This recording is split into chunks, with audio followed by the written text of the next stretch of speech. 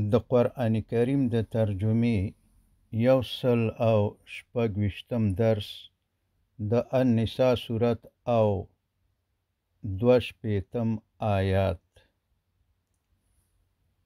څرنګه چې دا درس د مخکینی درس په دوام دی، نو د ښه پوهېدلو دپاره باید د مخکینی درس نه هم یو څه یاداوري وشي.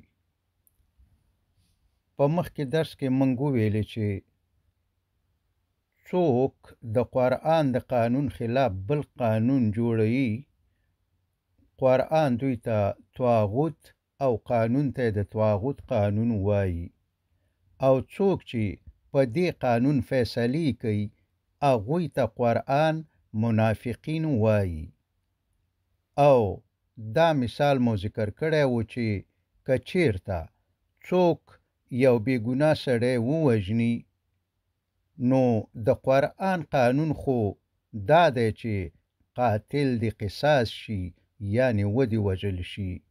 نو په دې خاطر قاتل او کورنۍ یې د قرآن د قانون څخه تښتي، او د دې دپاره چې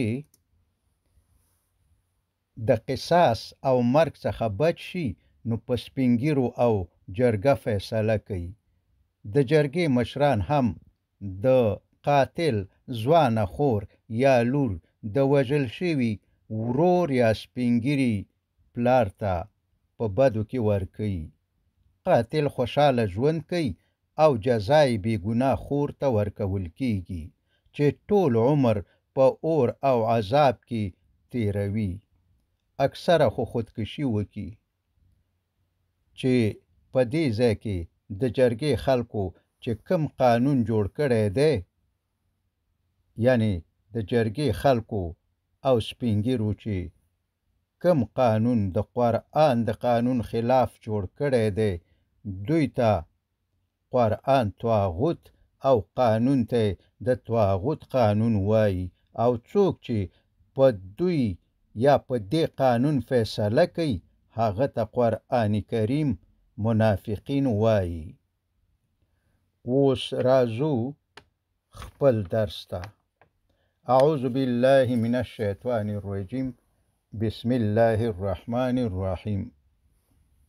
فکیف، نو څنګه، اذا چې کله، اصوابتهم دوی ته ورسیږي، مصیبتون مصیبت، بما په سبب د هغه څه، قدمت چې مخکې لیږلي دي، ایدیهم لاسونو د هغوی، یعنی چې د خپله لاسه جوړ شوی مصیبت پې راشي، ځکه چې دوی په خپله معامله د فیصلې دپاره طاغوت ته وروړې وه، او د هغوی د طاغوتي فیصلې په سبب ورته غم جوړ شو.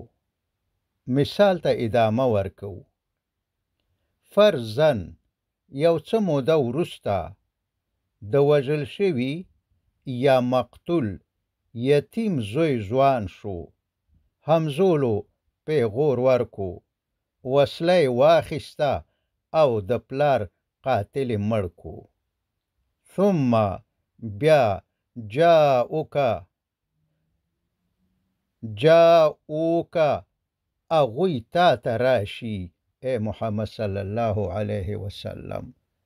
خو اوس دا خطاب ټولو دینی علماو او د شریعت نافذونکو ادارو ته دی. یحلفون قسمونه بخوري، بالله په الله تعالی باندې، بالله په الله تعالی باندې، او وایي به ان اردنا چې زمونږ اراده نه وه الا مگر احسانا د نیکۍ، و توفیقا او د اتفاق د راوستلو نیت او اراده مو وه، او دا اراده مو نه وه چې ګینې زمونږ د شریعت قانون خوښ نه و. یعنی خپلې چې ووژل شي نو اوس به د قاتل د مړ کولو دپاره د شریعت قانون ته راشي تر څو چې په دښمنې د قصاص قانون تطبیق شي. یعنی کله چې قاتل په دوی کې و نو د خپل سړي د بچ کولو دپاره په جرګه فیصله کوله تر څو چې د دوی کس مړ نشي. خو اوس چې د مقتول زوی د دوی کس ووژلو نو اوس د قصاص قانون خوښوي تر څو چې دښمن ووژل شي. مطلب دا چې منافقین د الله تعالی د رضا دپاره نه بلکې هر کار د خپلې ګټې دپاره کوي. د دوی په فکر که خپله ګټه د قرآن په قانون کې ګوري نو د قرآن په قانون فیصله کول غواړي، او که خپله ګټه د طاغوت په قانون کې ګوري نو د طاغوت په قانون فیصله کول غواړي.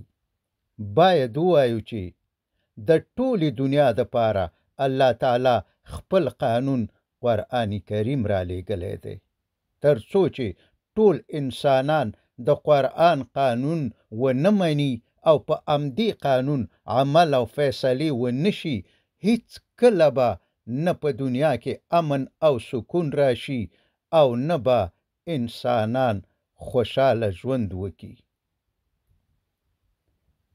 او الله تعالی فرمای اولئک دغه خلق الذین آغا خلق دی یعلمو چې پوهیږي الله تعالی ما په آغا منافقت فی قلوبهم چې د هغوی په زړونو کې دی. خو د اسلام دروازه منافقینو ته هم خلاصه ده.